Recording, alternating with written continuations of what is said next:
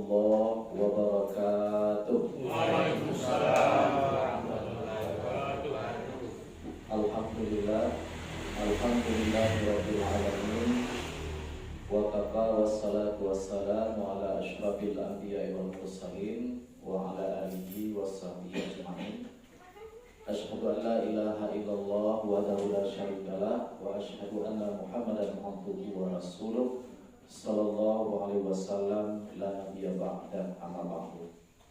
Yang terhormat Ketua ISK, yang kami hormati Bapak Ibu pengurus serta seluruh jamaah pengajian yang hadir pada kesempatan yang berbahagia ini. Mari kita bersyukur kepada Allah dengan mengucapkan alhamdulillahirabbil alamin. Pada kesempatan ini kita telah diberikan oleh Allah kesehatan, diluangkan kesempatan sehingga kita dapat untuk bersilaturahmi di dalam kondisi Syawal. Kalau kita melihat kalender, tadi baru tanggal 11 Syawal 1442 Hijriah. Maka dari itu sangat tepat kita mengucapkan taqabbalallahu minna wa minkum kullu amin wa antum bi khairin minal a'idin wal faizin. Semoga Allah menerima ibadah kita, kemudian melancarkan semua urusan kita, dan Allah mengembalikan kita dalam keadaan fitrah, dalam keadaan suci. Bapak Ibu yang dirahmati Allah Subhanahu wa taala,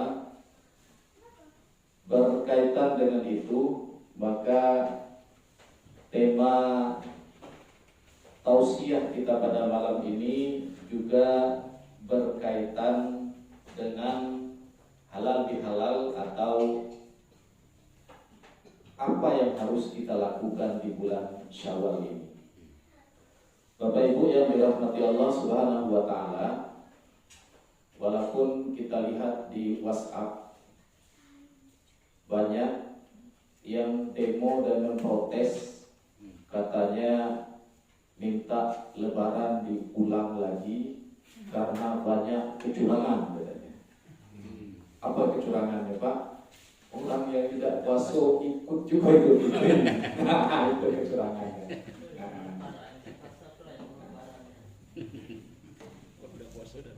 Iya. Tapi tidak jadi masalah bagi kita. Memang antara Idul Fitri dengan Lebaran itu berbeda maknanya, Pak.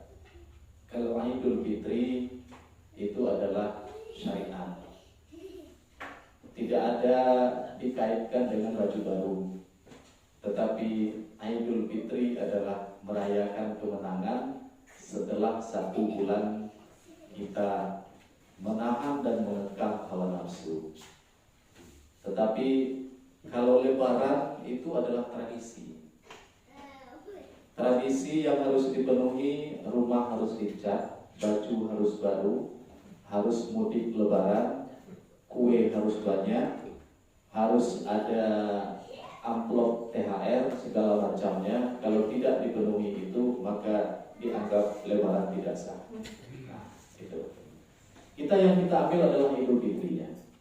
Bapak Ibu yang dirahmati Allah, bahwa Rasulullah SAW memberikan pedoman kepada para sahabat bahwa Syawal itu kalau di Arab orang menimba air dari dalam sumur ke atas itu namanya Syawal.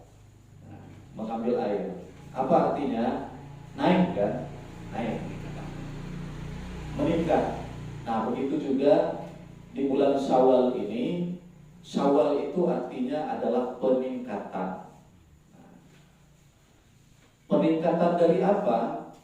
Bahwa kita sudah dilatih, diri kita sudah teruji dengan tarbiyah, dengan pendidikan Ramadan selama 1 bulan penuh. Maka 1 bulan itu persiapan mental kita untuk menghadapi 11 bulan yang akan datang.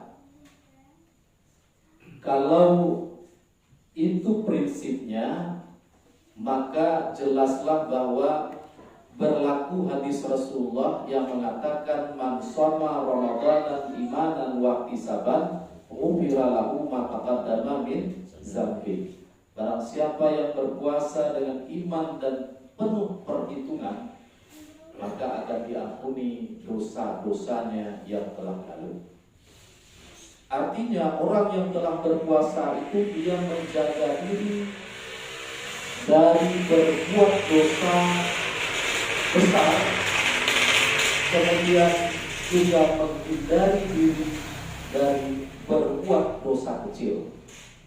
Kondisinya nanti sampai Ramadan yang akan datang juga suci. Maka yang ma taqaddama min dzambi dalam hadis itu adalah dosa apa yang diampuni oleh Allah karena puasa. Dosa kecil yang dilakukan secara tidak sengaja. Jangan cubo-cubo bapak-bapak dan ibu-ibu risiko. Sudah puasa sebulan penuh, kemudian 11 bulan itu tidak sholat, tidak puasa, tidak melaksanakan kewajiban-kewajiban yang lain. Nanti kan akan datang juga bulan puasa berikutnya. Nah, di situ dihapus lagi dosa kita. Tidak akan berlaku, Pak. Tidak berlaku. Jangan coba-coba bikin seperti itu. Nah, ini yang terkadang para mubalik, para ulama yang menyampaikan tausiah tidak dijelaskan secara detail seperti itu. Dosa yang diampuni itu adalah dosa kecil yang dilakukan secara tidak sengaja. Kalau dosa besar dilakukan secara sengaja, tahu bahwa yang dilakukan itu adalah dosa, maka dosa yang diberikan oleh Allah berlipat ganda lagi. Ini Syawal. Bapak Ibu yang dirahmati Allah Subhanahu wa taala, selanjutnya di bulan Syawal ini Rasulullah sallallahu alaihi wasallam mengajak dan mengingat kita untuk senantiasa membersihkan diri. Ada 3 cara pembersihan diri. Yang pertama, membersihkan diri itu dengan ibadah. Rajin kita melaksanakan ibadah wajib ditambah dengan ibadah sunnah. Nah, itu yang pertama. Kemudian yang kedua, setelah ibadah, membersihkan diri itu dengan harta. Hitung harta kita, hitung penghasilan kita selama 1 tahun. Kalau wajib berzakat, maka keluarkanlah zakatnya. Jangan ditahan, karena memakan harta zakat tidak akan kaya, melainkan melarat. Cobalah bapak-bapak atau ibu-ibu, kan saya yakin banyak yang pedagang di sini, Pak. Cobalah tahan zakat. Kalau ingin bangkrut, tahanlah zakat. Mudah-mudahan cepat bangkrut. Iya, Pak. Tapi kalau ingin berlipat ganda hartanya, pedagang itu paling cepat. Berlipat ganda keuntungannya, maka disiplinlah untuk mengeluarkan zakat. Karena zakat itu fungsinya adalah untuk mensucikan harta kita. Khudz min amwalihim sadaqatun tutahhiruhum. Ambil zakat itu, kata Allah di dalam surat At-Taubah ayat 60, tutahhiruhum, untuk mensucikan diri mereka. Bukan rugi, Pak. Dan zakat itu kalau tidak kita keluarkan, akan menjadi laknat di dalam harta kita. Banyak zakat itu Pak, emas yang disimpan harus dihitung zakatnya. Kemudian hasil perniagaan harus dihitung zakatnya. Termasuk juga gaji PNS juga harus dihitung zakatnya. Nah, yang kedua. Kemudian yang ketiga, Bapak Ibu yang dirahmati Allah, mensucikan diri melalui akhlak, melalui perbuatan, melalui tingkah laku kita. Jadi tiga jalan tadi untuk mensucikan diri. Maka pada suatu hari para sahabat bertanya kepada Aisyah, "Ya Aisyah, bagaimana akhlak Rasulullah?" Maka Aisyah menjawab, akhlaknya Rasulullah itu adalah Al-Quran. Kemudian ditanya lagi oleh para sahabat, "Ya Rasulullah, ya Aisyah, bagaimana pesan atau bagaimana yang diajarkan oleh Rasulullah, dan siapa yang dikatakan oleh Rasulullah orang yang suci hatinya atau bersih dirinya?" Maka apa jawaban Aisyah? Aisyah menjawab bahwa orang yang bersih hatinya, kata Rasulullah, orang yang suci dirinya sepanjang orang tersebut tidak merasa dirinya bersih dan sepanjang orang tersebut tidak merasa dirinya sempurna. Nah, itu rumusnya Pak. Tidak merasa dirinya bersih dan tidak merasa dirinya sempurna. Kalau dia mengatakan dirinya bersih, berarti tidak bersih. Kalau dia mengatakan dirinya sempurna, berarti tidak sempurna. Bapak Ibu yang dirahmati Allah Subhanahu wa taala, ada kaidah mengatakan nahnu na'lamu bizzawahir. Kita manusia ini hanya sanggup untuk mengetahui apa yang kelihatan oleh mata kita.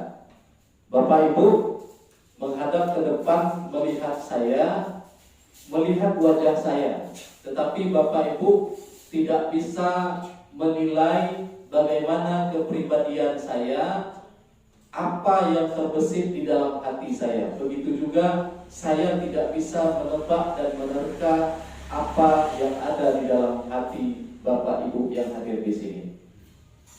Ketika ditanya oleh para sahabat, apa ciri-ciri atau apa indikator seseorang itu bersih hatinya, maka dijawab oleh Aisyah satu persatu.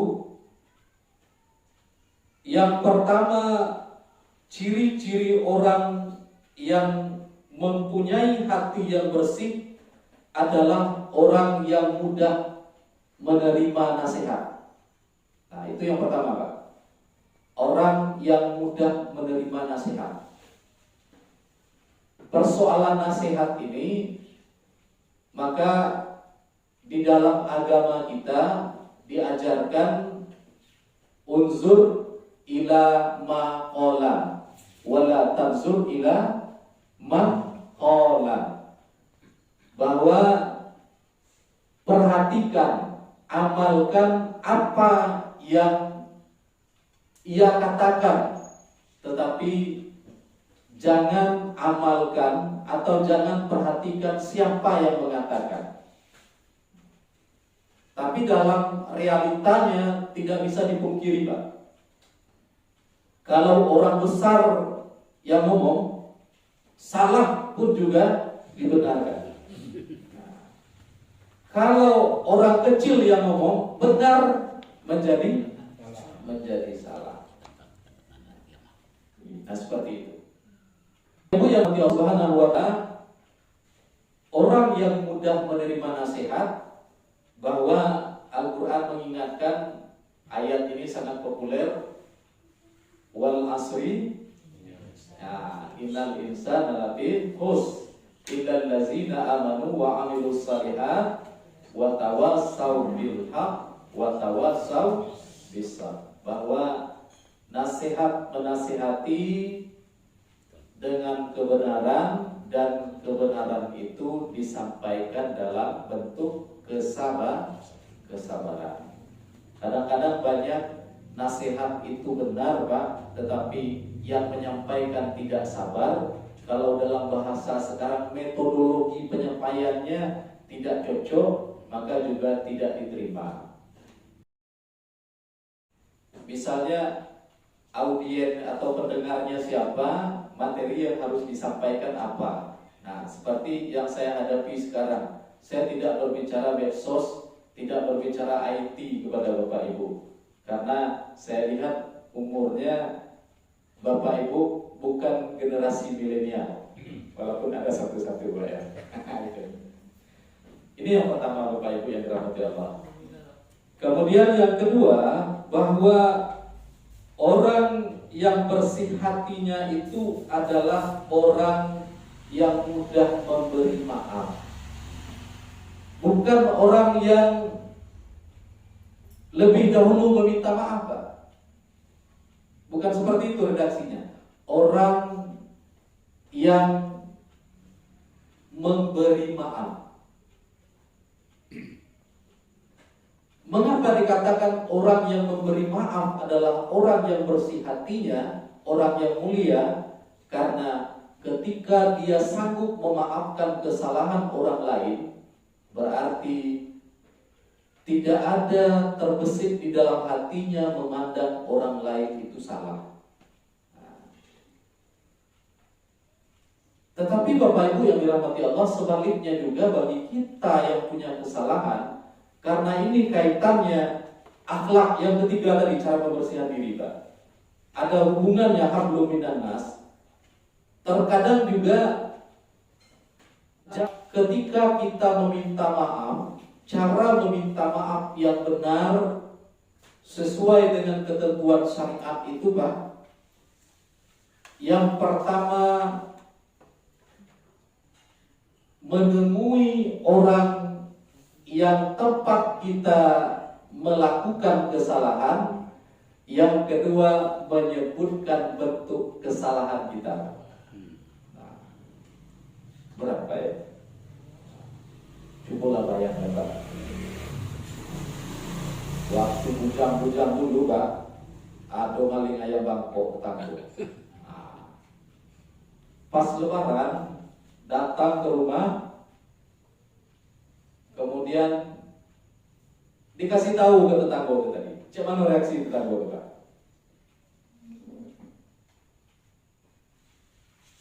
Yang betul itu seperti itu.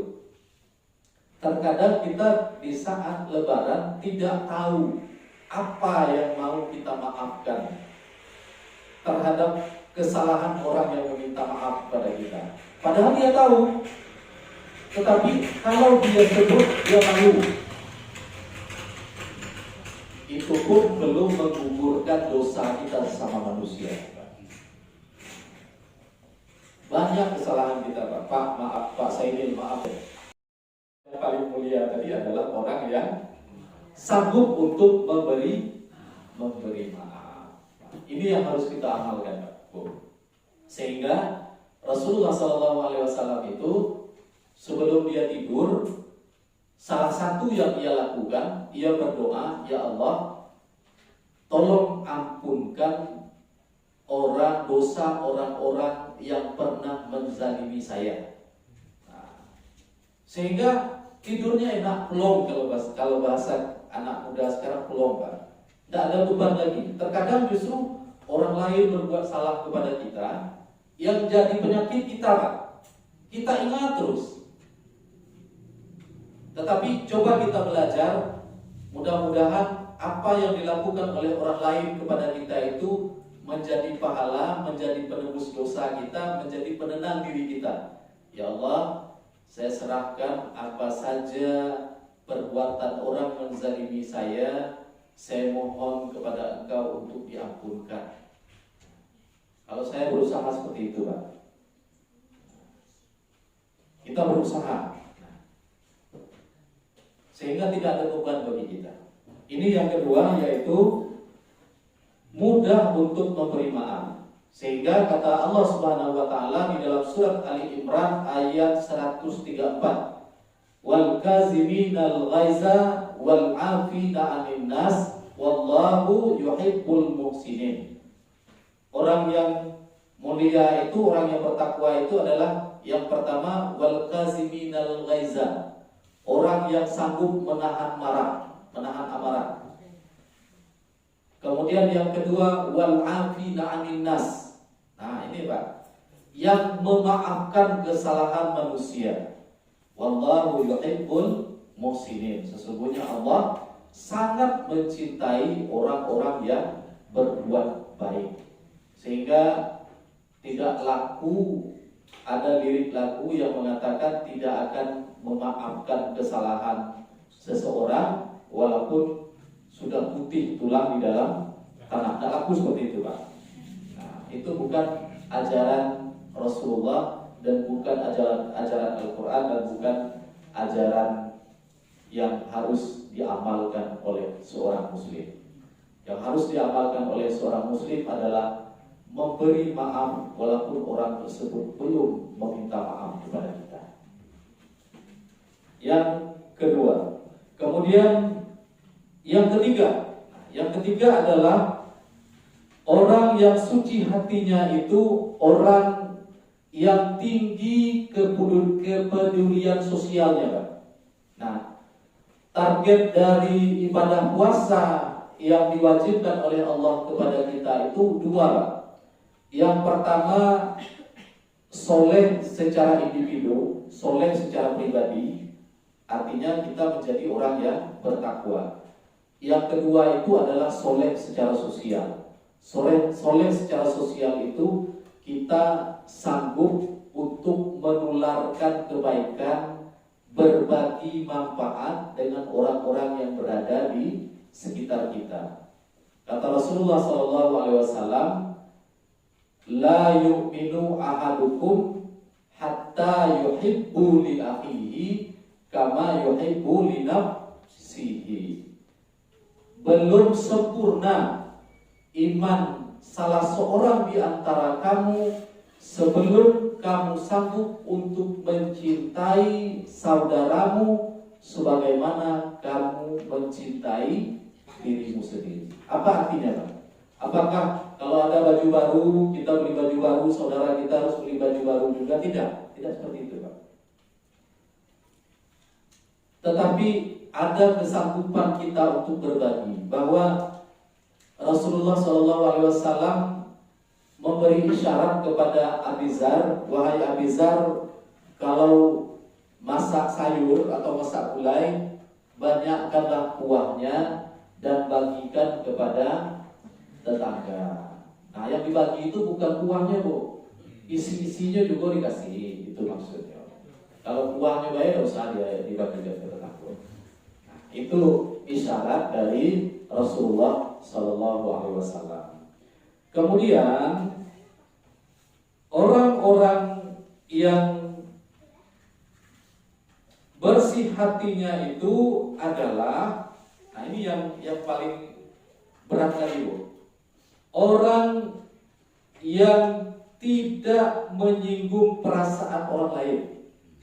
Orang yang tidak menyinggung perasaan orang lain itu terkadang, Pak, tidak enak ngomong kalau tidak menyinggung perasaan orang. Nah, seperti itu.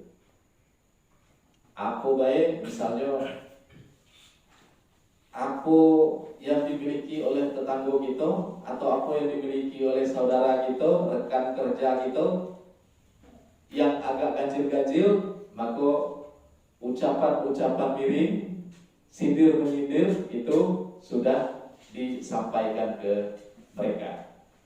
Sehingga orang-orang yang bersih hatinya itu dia berusaha semaksimal mungkin dalam hidupnya tidak menyinggung perasaan orang lain.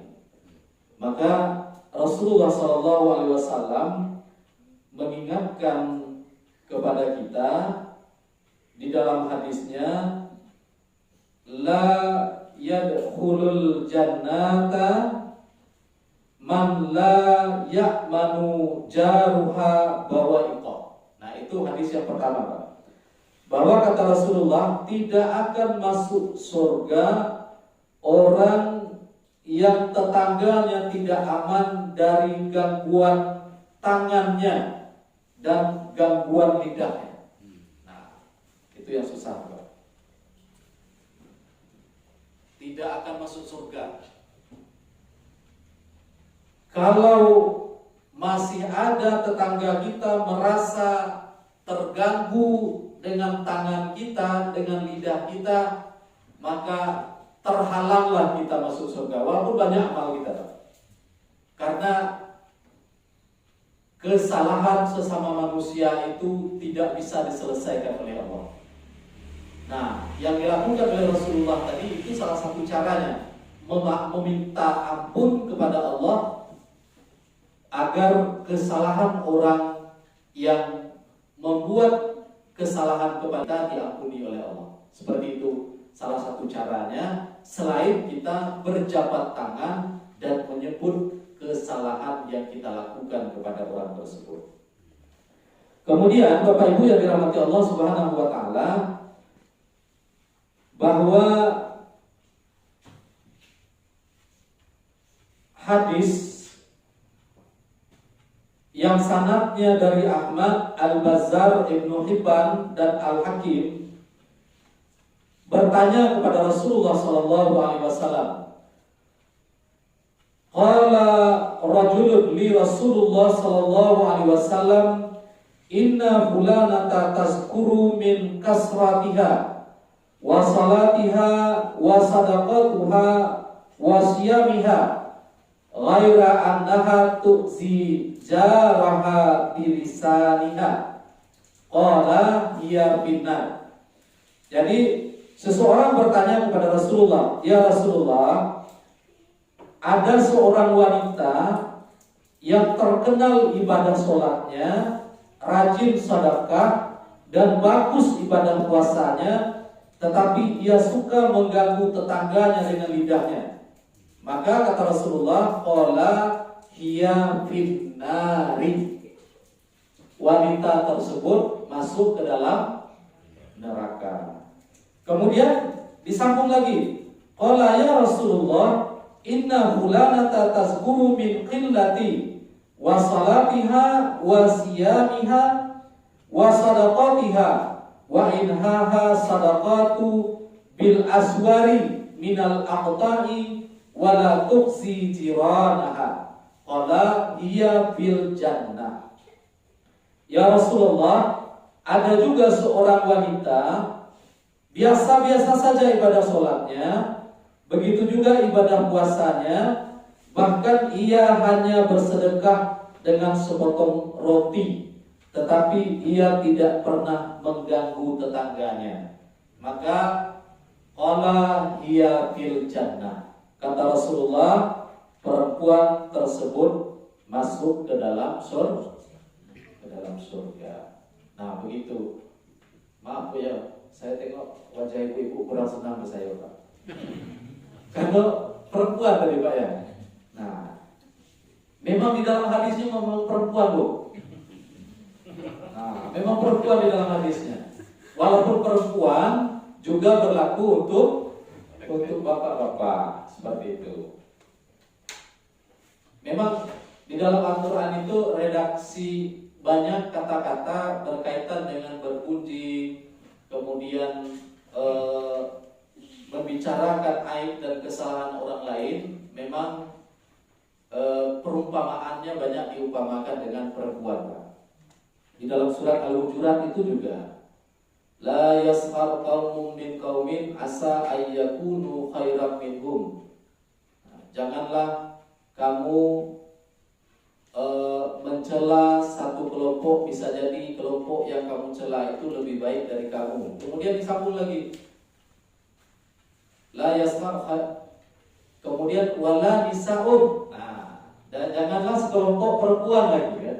Wala nisa'um min nisa'in asa ayyakunna khairan min kunna. Janganlah sekelompok perempuan mencela kelompok perempuan yang lain, bisa jadi kelompok perempuan yang dicela itu jauh lebih baik dari yang mencela. Bapak Ibu yang dirahmati Allah Subhanahu wa taala, selanjutnya yang terakhir adalah orang yang bersih hatinya itu orang yang menyadari bahwa sesudah hidup itu ada kematian. Artinya orang yang ingat mati.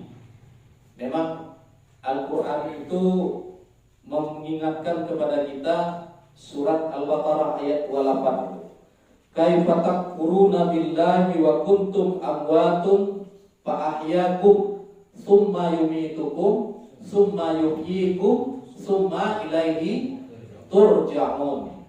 Awalnya kita mati, kemudian dihidupkan, dimatikan, dan dihidupkan kembali. Jadi proses kita manusia ini 2 kali mati dan 2 kali hidup. Hidup terakhir adalah hidup keabadian, yaitu akhirat. Bapak Ibu yang dirahmati Allah Subhanahu wa taala, menutup tausiah kita pada kesempatan yang berbahagia ini bahwa Rasulullah SAW mengingatkan kepada kita di dalam hadis yang sahih yang diriwayatkan oleh Bukhari, kata Rasulullah, alamatus saqawat arba'ah. Ada 4 tanda-tanda, ada 4 alamat kesengsaraan bagi seorang manusia. 4 kecelakaan. Apa yang 4 itu? Yang pertama adalah nisyanuz dzunubil madiyah wa hiya indallahi ta'ala mahfuzah. Banyak manusia yang melupakan dosa-dosanya yang telah lalu, padahal dosa yang pernah ia lakukan itu tetap tertata di sisi Allah.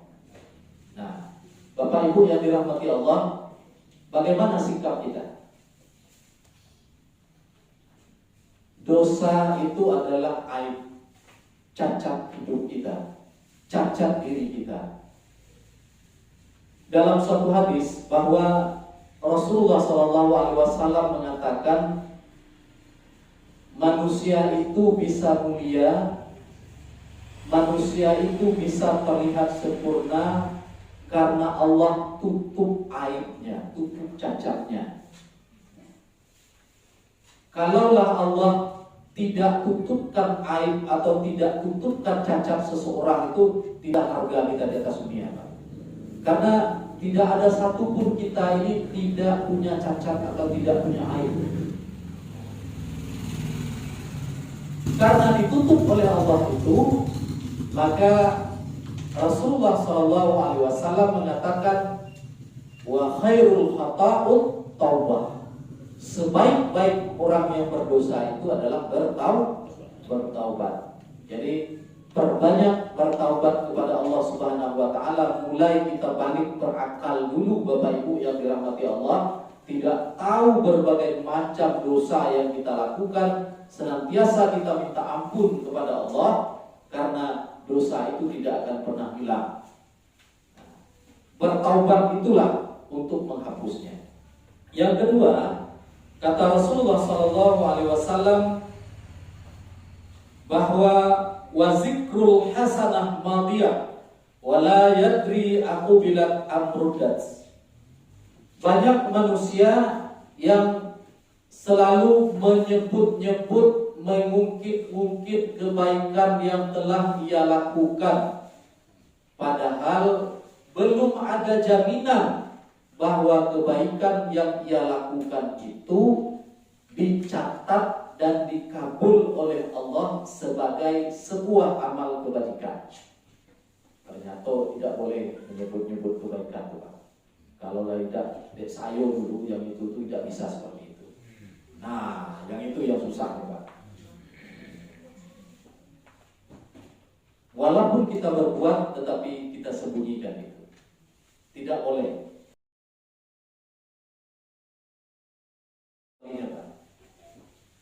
Kecuali seorang anak, seorang ayah terhadap anak menyampaikan iktibar-iktibar kehidupan dalam rangka memotivasi orang tua terhadap generasi muda. Nah, pembina organisasi ini menyampaikan petuah-petuah, menyampaikan sejarah, tetapi itu sejarah, itu motivasi untuk kita maju, untuk agar tidak melupakan sejarah. Seperti itu. Kemudian selanjutnya yang ketiga yaitu wa nazrahu ila man fawqahu fid dunya. Banyak manusia itu kalau berbicara urusan dunia selalu berbicara yang tinggi-tinggi. Jadi menganggap hal yang lebih dalam urusan dunia. Apa contohnya, Pak? Ini dalam pergaulan juga, Pak. Anak Bapak di mana sekolahnya? Anak saya di IPDN misalnya kan. Wah, bagus, Pak. Tamat jadi camat. Itu kan. Kalau anak Bapak di mana? Di IAIN Curug. Wah, berarti tamat IAIN Curug jadi ustaz nih, Pak ya. Kerja itu kan, ada seperti itu di masyarakat gitu kan. Nah, seperti itu. Kemudian ada lagi pertanyaan misalnya, kalau suami ibu di mana kerjanya? Di bagian keuangan. Suami ibu di mana kerjanya? Ngajar ngaji. Oh, ngajar ngaji. Ah, seperti itu kan. Jadi ketika berbicara tentang dunia itu yang tinggi-tinggi diambil patokannya. Kemudian apa selanjutnya? Yaitu wa nazrahu ila man dunahu fitin. Kalau berbicara tentang akhirat, standarnya yang rendah, Pak. Apa contohnya? Misalnya ketika ada itu berinfak atau bersedekah. Ada yang berinfak 10.000 misalnya kan? Kita berinfak 1.000. Untuk apa banyak-banyak? Nah, ada yang berinfak 1.000.000. Kita berinfak 500 misalnya kan? Untuk apa banyak-banyak? Nah, itu standar. Itu yang tidak boleh. Padahal kata Allah Subhanahu wa taala, wal akhiratu khairul minal ula, bahwa akhirat itu jauh lebih daripada yang ulang, daripada dunia. Akhirat itulah yang kekal. Hendaknya kita jadikan dunia ini semuanya untuk sarana ke akhirat, Pak. Tetapi jangan terbalik. Kita jadikan dunia ini hanya sarana untuk di dunia, kemudian kita tidak siap untuk menghadapi akhirat. Nah, mudah-mudahan apa yang kita sampaikan ini menjadi tausiah diri, pelajaran bagi kita bersama, terutama bagi saya yang menyampaikan ayat-ayat Allah ini. Semoga kita dapat untuk mensucikan diri kita mumpung dalam bulan Syawal ini. Semoga amal ibadah kita bisa kita tingkatkan. Kalau Ramadan kemarin kita mengunjungi masjid, maka di Syawal sampai bulan Ramadan yang akan datang kita juga tetap ke masjid. Jangan sampai ada pengumuman jamaah, pengurus masjid mengumumkan kehilangan jamaah. Nah, seperti itu. Demikian, semoga bermanfaat bagi kita bersama. Lebih kurang mohon maaf. Billahi taufiq wal hidayah. Assalamualaikum warahmatullahi wabarakatuh.